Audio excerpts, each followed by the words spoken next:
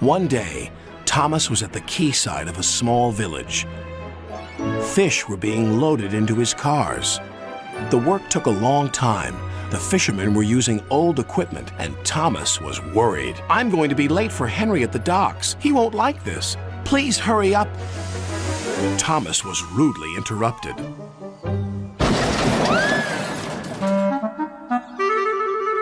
His driver and fireman laughed. "Phew," sniffed Thomas. "What a pong!" He was glad when they were speeding along the beautiful coastal run. Then they saw a man waving a red flag. "What's the matter now?" "High tides are damaging the track," reported the man. "I've marked the spot." "We'll go and inspect," said the driver.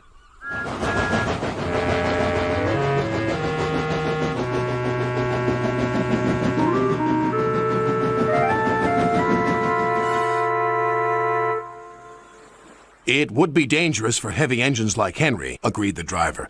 "But for Thomas, it's safe enough." The guard left a red oil lamp by the damaged track to warn engines. "When we get to the docks, I'll tell them to close the line."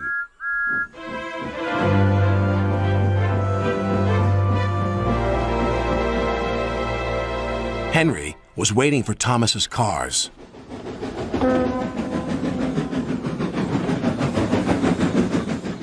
Pah!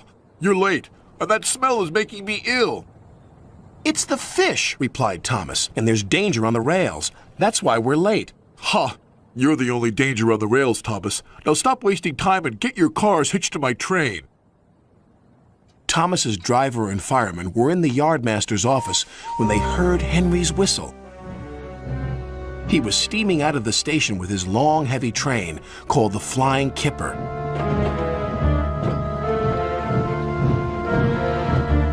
"What route is Henry taking tonight?" asked the driver. "The coastal run. It's the quickest." "But I told you," gasped the driver. "That's dangerous for a big engine like Henry." The yardmaster quickly phoned the signalman. Henry roared past the signal box. "I'll soon make up for lost time." The signalman couldn't hear the warning. By the time he did, Henry was far away in a cloud of steam. But when Henry reached the coastal track, his hopes for a fast run were dashed. Fog floated everywhere. "I can't see!" cried Henry. Nor could his driver.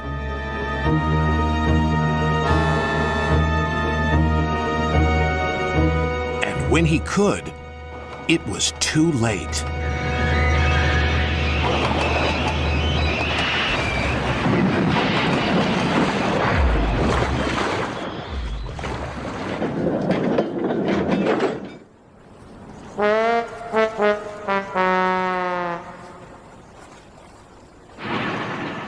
As soon as the tide was high enough, Henry was craned out of the water. "Engines don't swim, Henry. You were meant to deliver fish, not swim with them. You should know that by now." "Yes, sir. I'm sorry, sir." When Henry arrived at the docks, Cranky the crane looked down on him. My, Henry, I expect you'll have some fishy tales to tell. But take my advice, have a long hose down first." But there was worse to come. "Look, they've caught all this fish and a green whale, too." "It's not a whale, it's a monster." Henry was most upset. Thomas now felt sorry for Henry. "Come on, your driver says it's time for a nice washdown. Then you'll feel much better." And Henry did. "I'm sorry I was rude to you, Thomas." "That's all right. But can you smell something?" "What?" "Fresh air," "Oh, yes," replied Henry happily.